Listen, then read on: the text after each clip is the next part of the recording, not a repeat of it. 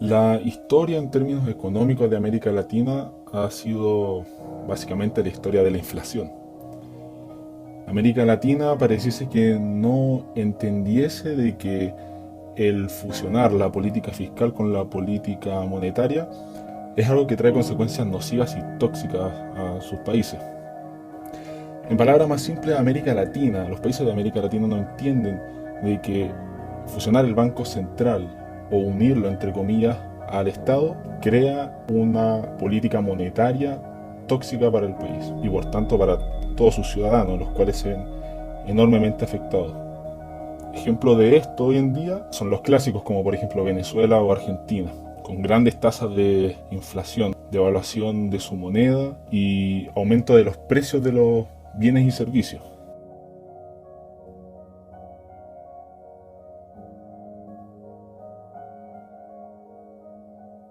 Camino por el cual también cruzó anteriormente Chile en el gobierno de Salvador Allende.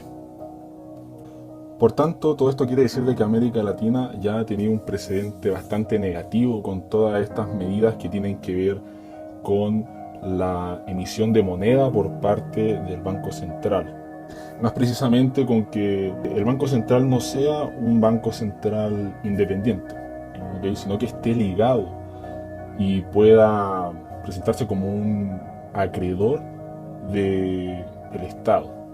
Es por esto que la motivación de hacer este video viene dada acorde al proyecto de ley que estaba presentando Hacienda, que básicamente propone que el Banco Central pueda, a través de los mercados secundarios, comprar activos emitidos por el Estado. Es decir, que el Banco Central pueda financiar al Estado comprando la deuda pública de este en un mercado secundario. Pero bueno, antes de entrar de lleno en el proyecto de ley en sí, hay que aclarar ciertos conceptos que están bastante relacionados con todo esto, y que son básicamente los conceptos de deuda pública, el concepto de déficit fiscal y las formas que tiene el Estado de financiación.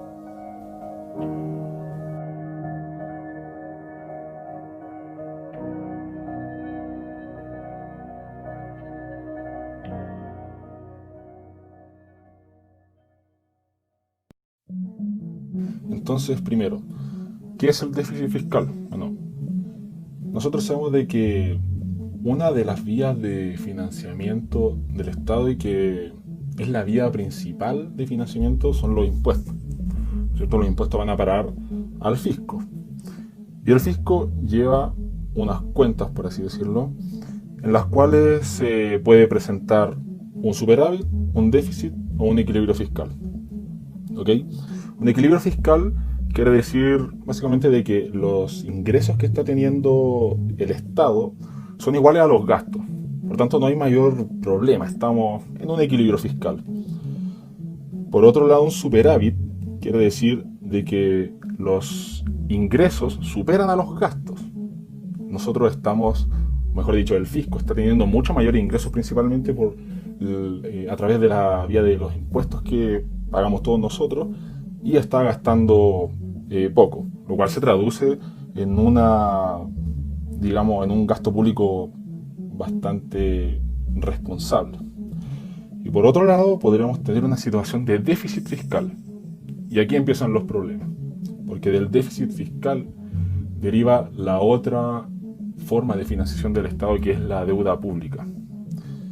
Y el déficit fiscal quiere decir básicamente de que los ingresos del Estado son inferiores a sus gastos. El gasto público del Estado supera a sus ingresos, supera a los ingresos que el fisco obtiene vía impuestos. Por lo tanto, esto quiere decir de que el Estado de alguna parte debe sacar dinero para financiar su gasto público, que probablemente sea irresponsable, ¿no es cierto? Hoy en día cabe destacar de que se ha dicho por diversos medios en la prensa de que Chile tendrá en el 2020 el mayor déficit fiscal de los últimos 30 años.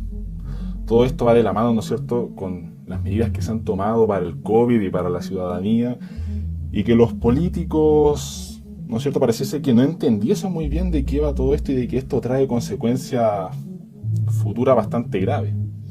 Y como dije, el déficit fiscal produce principalmente de que el Estado tenga que buscar otra vía de financiación aparte de los impuestos que nosotros les pagamos, porque sus ingresos no le alcanza para afrontar el gasto público que éste está teniendo. Y esa otra vía es precisamente la deuda pública. Por tanto, como el Estado no puede afrontar a largo plazo el gasto que está teniendo, debido a que está en un déficit fiscal, el Estado recurre a la deuda pública. La deuda pública es básicamente una obligación que adquiere el Estado de pagar un rendimiento monetario a los que retienen legalmente los documentos de deuda, ¿okay?, que pueden ser diversos tipos de entidades. Traducido en palabras más simples, lo que hace el Estado es básicamente emitir documentos de deuda, ¿cierto?, activos, que por lo general son bonos. ¿Okay? Existen otros tipos de activos que puede emitir el Estado para financiar su gasto, pero principalmente el Estado emite bonos. ¿Okay? El Estado básicamente dice le dice al mercado, ¿no es cierto?, miren, aquí yo tengo un bono, necesito financiación en este momento, necesito dinero. Por lo tanto, yo le entrego este bono a una persona, a una otra entidad, por ejemplo un banco, le compra ese bono al Estado, y cuando le compra ese bono se produce un traspaso, ¿no es cierto?, de dinero, ¿cierto? El dinero con el que el banco, por ejemplo, compra ese bono, se lo da al Estado, y el Estado le da a cambio el bono, ¿no es cierto? Y el bono es una obligación que genera rendimientos, ¿okay? Es decir, que al momento de hacer ese préstamo, por así decirlo, al momento en el que el banco le presta dinero al Estado a través de la compra de ese bono, el banco comienza a recibir intereses por ese bono, y luego de transcurrido el tiempo, ¿no es cierto?, el Estado debería pagarle esa deuda al banco, el dinero que le prestó. Esto funciona casi de la misma manera que funciona cuando una persona se endeuda con un banco, ¿no es cierto? Uno tiene que pagar cierto tipo de interés, ¿no es cierto?, y también devolver el dinero que le ha prestado el banco en una cierta cantidad de tiempo. Bueno, es la misma lógica con el tema de la deuda pública y con los bonos que emite el Estado y que se lo compran personas, ¿no es cierto?, entidades privadas, bancos, empresas, etc. Este proceso que señalé anteriormente lo dije bastante simplificado, ya que en la práctica esto se conoce como la subasta de deuda pública, que es precisamente el proceso en donde distintas entidades, empresas, bancos, etcétera, se hace una subasta con el Estado, ¿no es cierto?, que va a ser el emisor de la deuda pública, del bono, y ahí se decide quiénes son los que reciben esta deuda pública y por tanto quiénes son los que van a prestarle al Estado el dinero, y por tanto también a quienes el Estado va a tener que pagarle luego a futuro. Por tanto, vamos repasando la idea. Primero, nos vemos ante una situación que es precisamente en la que está actualmente Chile, de déficit fiscal y con proyecciones bastante negativas. Esto quiere decir de que el Estado no tiene los ingresos suficientes para afrontar su gasto y por tanto recurre a pedir préstamos. ¿Qué quiere decir esto? Que el Estado emite deuda pública, que son básicamente bonos, que se lo compran entidades que manejan capitales inmensos, como los bancos, ¿no es cierto? Y estos bonos luego, el Estado, el dinero de estos bonos se los tiene que devolver a las entidades que le prestaron el dinero, ¿no es cierto? Básicamente la misma lógica que se tiene al pedir un crédito con un banco X.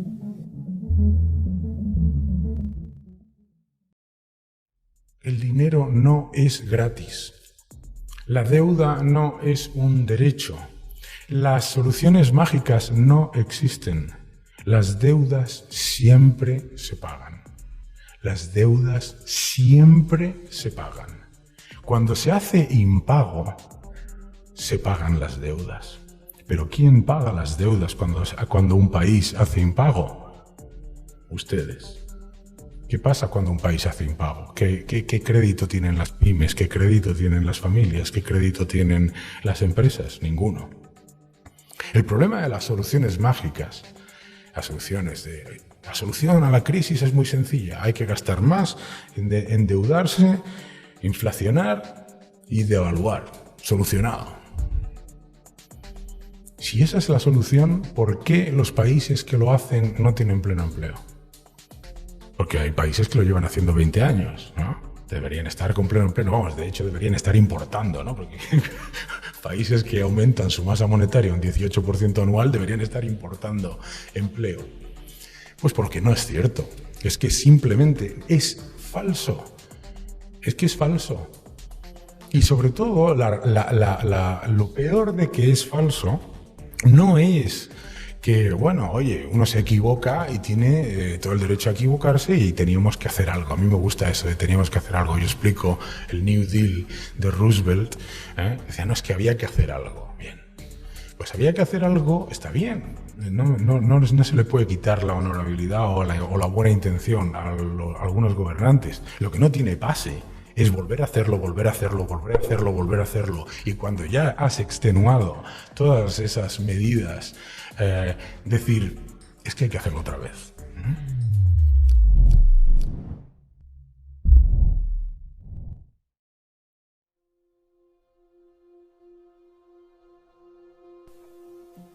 Bueno, nosotros hasta ahora hemos analizado básicamente 2 de 3 vías de financiación del Estado. La primera dijimos al principio que eran los impuestos, que por así decirlo es la regla general. Pero esta vía comienza a fallar cuando el Estado comienza a gastar más de lo que ingresa, ¿cierto? Como en el caso de ahora. Por lo tanto surge la segunda vía, la deuda pública, emisión de bonos, y el Estado se coloca como el deudor ante otras entidades. Y una tercera vía es una vía que se encuentra prohibida por nuestra Constitución y que precisamente no se encuentra prohibida en países como Venezuela y Argentina. Y esta tercera vía es básicamente la monetización de la deuda. Y aquí entramos en el terreno del proyecto ley que está impulsando Hacienda.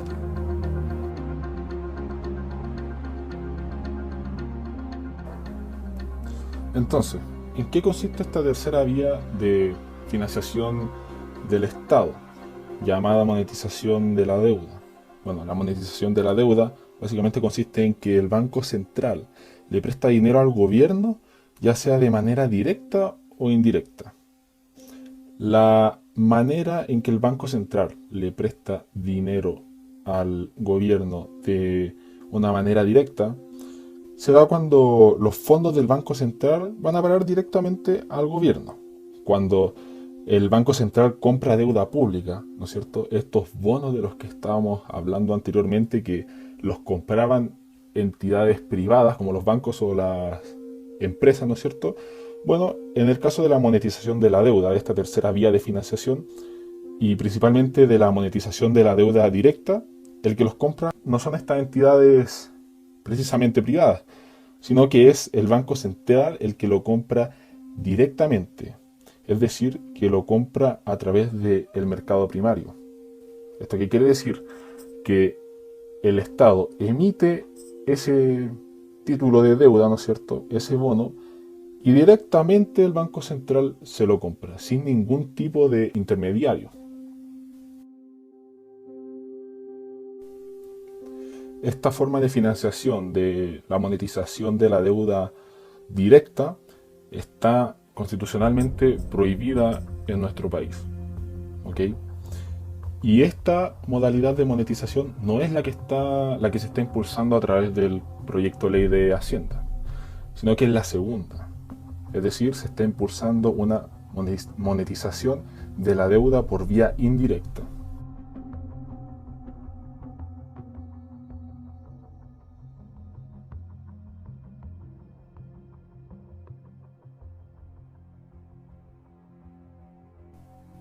Por tanto, ¿esto qué quiere decir? Quiere decir de que básicamente el Estado emite deuda pública, ¿no es cierto? El bono que hemos estado hablando todo este tiempo, emite el bono en un mercado primario y en este mercado primario se lo compra una entidad privada, como por ejemplo un banco o una empresa. Pero luego que este banco o esta empresa privada le compra la deuda pública al Estado, le compra el bono al Estado, llega el Banco Central y le vuelve a comprar este bono o deuda pública a esta empresa. ¿Esto qué quiere decir? Que la compra del Banco Central de ese bono hacia la empresa se hace a través de lo que se conoce como un mercado secundario. Por así decirlo, un mercado de segunda mano, ya que en el mercado primario es donde se emite, ¿no es cierto?, el bono por parte del Estado y se lo compra directamente una empresa privada o un banco.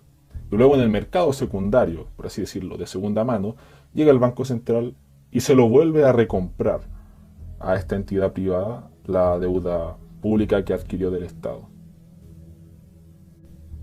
En este sentido, por tanto, lo que diferencia la monetización directa de la indirecta es básicamente que en la directa el Banco Central compra la deuda pública en el mercado primario, por así decirlo, descaradamente, sin ningún intermediario.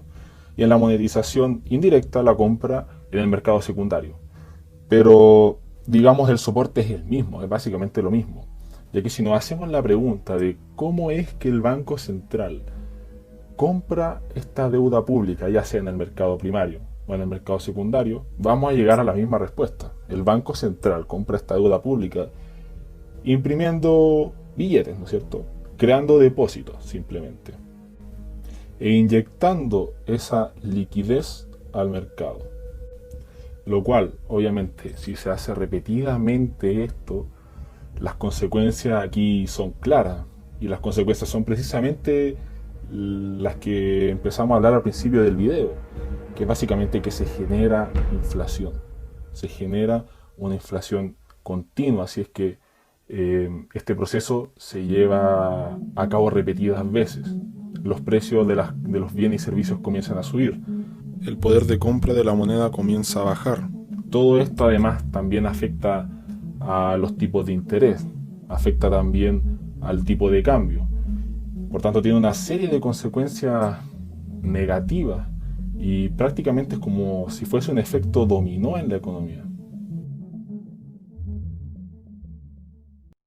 Esta semana The Economist ha publicado una de esas portadas que son realmente impactantes, una de esas portadas que mueven a la reflexión y que justamente por ello vamos a reflexionar sobre ello. La portada la podéis observar ahora en pantalla y reza algo así como dinero gratis cuando el gasto público no conoce límites.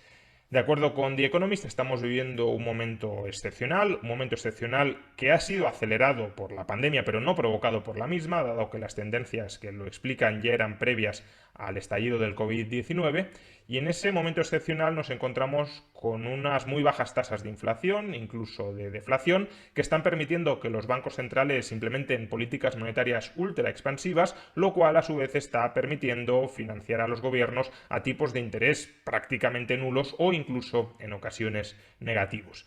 The Economist considera que este escenario es un escenario que conlleva tanto oportunidades, dado que permite que los gobiernos se endeuden muchísimo más y gasten mucho más en aquellos proyectos que pueden ser importantes para el funcionamiento de la economía, pero también un momento de riesgos, dado que si ahora mismo se acumula muchísimo endeudamiento público y en el futuro hay inflación, los problemas serán brutales. Y aunque no volviera la inflación, dice The Economist, el riesgo está en que si el gobierno incrementa muchísimo su rango de actividades, su rango de gastos, ese mayor presupuesto estatal puede ser capturado por lobistas, por grupos de presión. Entonces, con esta explicación ya pudimos identificar las tres vías de financiación del Estado, la cual es la vía de los impuestos, la vía de la deuda pública y la vía de la monetización de la deuda. ¿Okay? En esta vía de la monetización de la deuda, dijimos, es que se encontraba el proyecto de ley impulsado por Hacienda. Y precisamente se trata de una monetización de la deuda de tipo indirecta. Y obviamente esto desde una perspectiva política se entiende, porque lo que se estaría haciendo aquí sería vincular indirectamente al Banco Central con las arcas fiscales. Y bueno, el Banco Central es precisamente el que tiene el monopolio de la emisión de dinero. El único que puede emitir dinero en este país, el único facultado para emitir dinero, es precisamente el Banco Central. Y el Banco Central no tiene ningún límite y muchas veces no tiene ningún descaro cuando se impulsan este tipo de proyectos para imprimir dinero. ¿Por qué esto? Porque el dinero que emite el Banco Central no está respaldado en nada. Anteriormente, luego de que Nixon anulara completamente todo esto del patrón oro, existía eso, el patrón oro, que consistía básicamente de que los billetes, ¿no es cierto?, estaban respaldados en una cantidad de oro. Y en tiempos mucho más antiguos, de hecho tú podías ir a un banco, el banco, ¿no es cierto?, tenía sus reservas en oro, y el billete era básicamente un mero título que te decía básicamente de que este título, este billete equivale a cierta cantidad de oro. Y por lo tanto tú podías ir a un banco y retirar tu oro libremente. Estaba respaldado en eso. Por lo tanto esto hacía un poco de freno a toda la motivación inflacionaria que se podría dar. Pero bueno, con el tiempo esto básicamente se anuló, ¿no es cierto? Pasamos prácticamente a un patrón dólar. A mí me gusta llamarlo patrón nada, ya que nada respalda el dinero fiat o dinero fiduciario de hoy en día, y eso es precisamente lo que permite que el Banco Central pueda emitir billetes sin ningún respaldo. Y por tanto esto es también precisamente lo que hace atractivo esta tercera vía de financiación del Estado, que es la monetización de la deuda, que ya dijimos que tenía sus dos tipos de versiones, directa e indirecta, pero que es básicamente lo mismo. El Banco Central, en las dos formas, ya sea en la monetización por vía directa o por vía indirecta, crea igual dinero de la nada, crea depósitos, y esos depósitos van a parar a las arcas fiscales del Estado. Y peor aún aquí, está creando depósitos para un Estado que lleva un gasto público bastante grande y que al parecer no es tan eficiente en sus gastos. Esto obviamente, todo este panorama empeora en este tiempo, ya que estamos en un tiempo de crisis. Las expectativas económicas son bastante bajas en estos momentos. La expectativa del déficit fiscal de Chile sigue bajando y por tanto estamos en condiciones notablemente desfavorables. Ahora bien, a mí me causó un poco de curiosidad todo esto, ya que, como ustedes saben, el ministro de Hacienda es Ignacio Briones, el cual se caracterizaba por ser una persona de corte más bien liberal, ¿no es cierto? Incluso Ignacio Briones había sido autor de un libro bastante bueno que se llamaba, paradójicamente o contradictoriamente, se llamaba Economía sin Banco Central. Y que luego nosotros veamos estas noticias de que es precisamente Hacienda el que está impulsando todas estas medidas para quitarle autonomía al Banco Central es un tanto extraño. Lo que tal vez nos quiere decir de que probablemente el gobierno en estos momentos esté hasta el cuello con los gastos para tomar esta medida tan desesperada y tan tóxica, ¿no es cierto?, en la cual yo obviamente me opongo rotundamente. Entonces nos podríamos hacer la pregunta si es que no existe otra vía para sanear el problema subyacente del déficit fiscal, ya que es el déficit fiscal el que nos lleva a emitir deuda pública, y es precisamente este déficit fiscal el que ha motivado a Hacienda a impulsar este proyecto de monetización de la deuda indirecta. Por tanto, ¿existe otra vía? Y la respuesta es sí, existe efectivamente otra vía, y una vía bastante impopular, la cual obviamente la oposición se opondría totalmente a esta vía, que es básicamente reducir los gastos y fomentar al sector económico privado para que el Estado también pueda captar ingresos.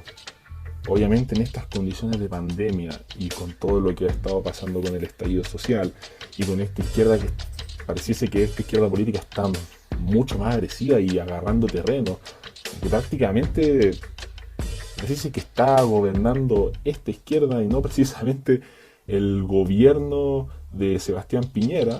Bueno, esta vía de reducir los gastos obviamente no le va a gustar para nada a este sector político.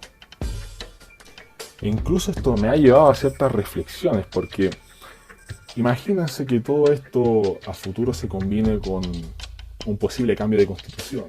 Una constitución, digamos, con derechos sociales dentro de esta, con, entre comillas, derechos sociales.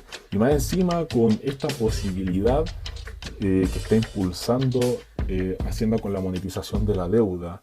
Bueno, eso tal vez nos llevaría a un ciclo de monetización de la deuda amplio, de deuda pública, de gasto, etcétera, etcétera.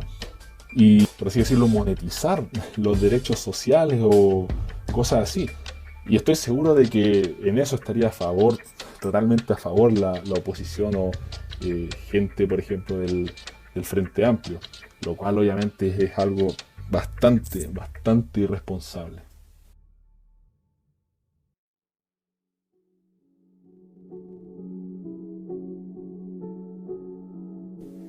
Por tanto, una vez ya visto las distintas vías de financiación del Estado, una vez ya visto de que el excesivo gasto público produce un déficit fiscal, lo que nos lleva a ocupar la segunda vía de financiación del Estado, lo cual es la deuda pública, y una vez también explicado el proceso de la tercera vía de financiación, que es la monetización de la deuda, ya sea directa o indirecta y que está prohibida en Chile, vamos a pasar ahora al caso chileno y puntualmente también al caso del proyecto de ley que estaba impulsando Hacienda. Se hace por tanto relevante mencionar que los intensos periodos inflacionarios en Chile han coincidido con el descuido de la política monetaria y precisamente cuando es la política fiscal la que absorbe o define la política monetaria. Existen dos regulaciones principales sobre el Banco Central en este tema. Y esas son la Constitución Política de la República, en el capítulo donde ésta se refiere al Banco Central, y también la Ley Orgánica Constitucional del Banco Central de Chile. Así, por tanto, el artículo 108 de la Constitución Política de la República señala de que el Banco Central es un organismo autónomo con patrimonio propio, de carácter técnico. Y bueno, en sus artículos siguientes también sigue señalando las distintas funciones o lo que puede y lo que no puede hacer el Banco Central, como por ejemplo en su artículo 109. Y este artículo 109 señala: el Banco Central solo podrá efectuar operaciones con instituciones financieras, sean públicas o privadas. De manera alguna podrá otorgar a ellas su garantía, ni adquirir documentos emitidos por el Estado, sus organismos o empresas. Ningún gasto público o préstamo podrá financiarse con créditos directos o indirectos del Banco Central. Con todo, en caso de guerra exterior o de peligro de ella, que calificará el Consejo de Seguridad Nacional, el Banco Central podrá obtener, otorgar o financiar créditos al Estado y entidades públicas o privadas. Bueno, es por tanto, dentro de la Constitución, el artículo 109 precisamente el que señala de que el Banco Central no puede financiar ni directa ni indirectamente al Estado. Y es precisamente este artículo el que se pretende cambiar a través de una reforma constitucional. Y bueno, una vez que se supo de este proyecto y que se impulsó, dentro del mundo académico se comenzaron a emitir diversas opiniones, ¿no es cierto? Dentro del mundo mucho más liberal o libertario, obviamente las personas estaban en contra. También se comenzaron a hacer una especie de papers académicos señalando el por qué no debería el Banco Central financiar el déficit fiscal, ya sea indirecta o indirectamente, y también haciendo análisis históricos sobre los diversos periodos inflacionarios que ha tenido Chile, los cuales precisamente calzan con medidas que son de este tipo.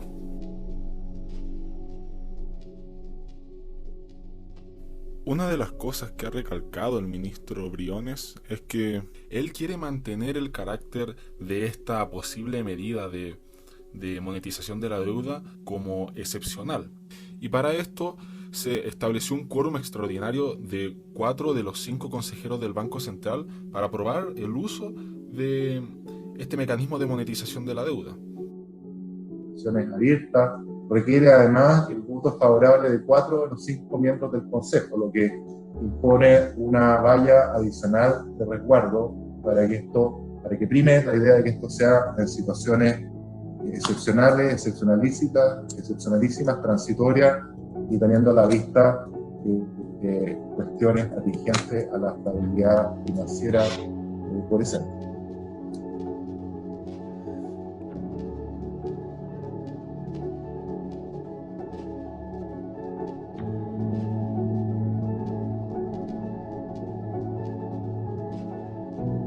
Sin embargo, en la práctica se desconfía bastante de esto. Incluso el economista Daniel Lacalle dedicó un video entero para el caso chileno una vez que él se enteró sobre este proyecto y él mismo lo señalaba. O sea, estas medidas siempre se dicen de que son excepcionales, que se van a hacer en momentos precisos y oportunos y que ya no se hará después de eso. Pero sin embargo, la presión política y también el incentivo político que hace esto es demasiado grande, porque nuevamente estamos hablando de la entidad que tiene el monopolio de la emisión de dinero.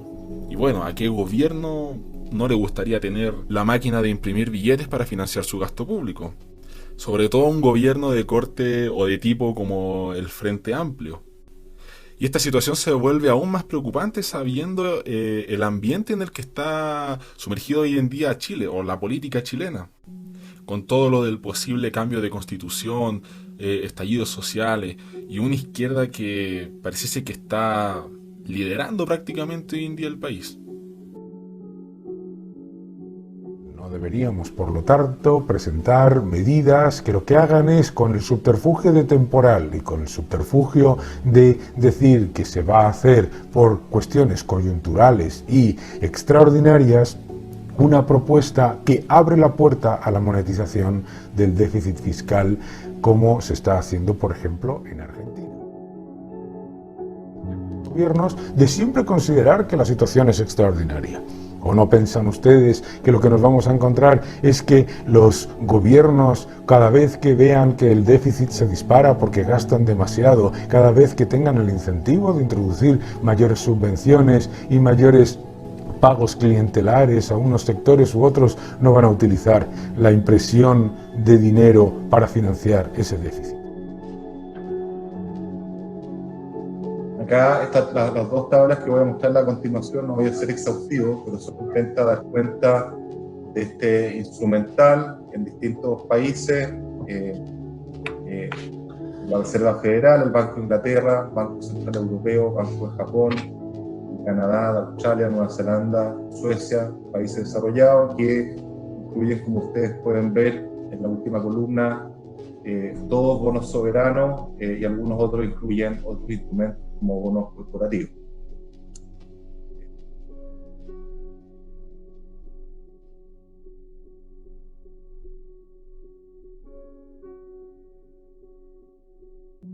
También tenemos que tener en cuenta que no podemos jugar a ser la Reserva Federal sin tener la balanza financiera de Estados Unidos, sin tener la seguridad jurídica de Estados Unidos, sin tener el respeto a la propiedad privada de Estados Unidos, sin tener la moneda de reserva del mundo. La demanda de pesos global es bajísima, por no decir inexistente. No es que el gobierno de Chile pueda transferir al resto del mundo parte de sus desequilibrios vía inyección monetaria. Otra de las cosas que posiblemente se discuta son las distintas percepciones de la inflación. Y aquí, digamos, los liberales libertarios casi tenemos una percepción unánime de la inflación. Y es básicamente la que señala que la inflación es principalmente un fenómeno monetario. Esto quiere decir que la inflación principalmente se da cuando se manipulan las masas monetarias, y los que pueden manipular esas masas monetarias son precisamente la institución monopólica de la emisión de dinero, que es el Banco Central. También así creo que lo refleja la evidencia empírica, o sea, hay estudios y gráficos que señalan la concordancia y la coordinación que tiene la emisión monetaria con los distintos movimientos de los precios de también distintos productos. Y obviamente cuando se discute sobre temas como la inflación hay que tener en cuenta, digamos, diversos factores. Por ejemplo, el efecto Cantillon es uno de ellos. O también los efectos reales en el bienestar de las personas, lo cual obviamente una inflación o una elevada inflación causa cierta disconformidad dentro de la población, ya que obviamente las personas comienzan a notar de que su dinero, o el poder de compra, mejor dicho, de su dinero cada vez es menor, y pareciese que tuviesen que tener incluso más de un empleo para satisfacer las mismas necesidades de antes. Esto también trae consecuencias con el tipo de cambio, y esto es como un efecto dominó, porque por ejemplo las personas podrían derechamente dejar de ocupar el peso y comenzar a ocupar el dólar. Pero bueno, estas son consecuencias que ya se dan en un ambiente bastante oscuro y de una inflación bastante tóxica. Además que hay que tener en cuenta de que los fenómenos inflacionarios no afectan precisamente a los más ricos, es decir, es como que si las personas que principalmente son de los sectores de izquierda, que quieren que este proyecto resulte y se lleve a cabo y de que sea posible financiar el gasto público con el dinero del Banco Central, no cumplen con esa consigna que ellos tanto señalan de ser amigos del pueblo e intentar beneficiar a los más pobres, sino que cuando se apoyan este tipo de medidas se está indirectamente apoyando todo lo contrario, la inflación, a los que más afecta es a los pobres, porque son las personas pobres o de escasos recursos las que tienen menor cantidad de dinero y por tanto son a estas personas a las que más les afecta la reducción del poder de compra de su dinero, no a los más ricos. O sea, esta inflación, los fenómenos inflacionarios, si bien afectan a todos los que posean la moneda, pero digamos los más ricos tienen tanta de esta moneda que en verdad muchas veces no hace demasiada la diferencia. Además, vuelvo a recalcar algo que se ha dicho mucho aquí, que es que estos tipos de medidas que son tildadas entre comillas como excepcionales, nunca terminan siendo excepcionales. Ya lo hemos visto esto en la historia de distintos países. Y por tanto pareciese como que si se estuviese abriendo una especie de caja de Pandora aquí, y también pareciese como que si esto hubiese pasado prácticamente desapercibido, porque creo que muy poca gente ha estado al tanto y ha estado hablando de esto. O sea, una vez creo que estuvo en Twitter un día o algo así, pero más allá de eso no. Y esto es algo que afecta a la generalidad de las personas, o sea, afecta a tu dinero, afecta a lo que compras, afecta a tu diario vivir. Bueno, refiriéndome ahora a la etapa en que se encuentra este proyecto se encuentra en trámite de aprobación presidencial, es decir, ya prácticamente está aprobado, solo falta que el presidente lo promulgue y que luego también sea publicado en el diario oficial y ya entre en vigencia. Y bueno, para los que quieran seguir el rastro del proyecto, les voy a dejar aquí en la pantalla la imagen con el número de boletín y también el título del proyecto, y se pueden meter aquí, lo pueden googlear y van a ver también los documentos y en qué consiste precisamente y qué se quiere cambiar con este proyecto. Es así como yo concluiría el video diciendo que permitir que el Banco Central financie futuros déficits fiscales solo aumenta el temor a que volvamos a ser un país de altos déficits fiscales no controlados y altos niveles de inflación. Es decir, que volvamos a ser prácticamente un país bananero.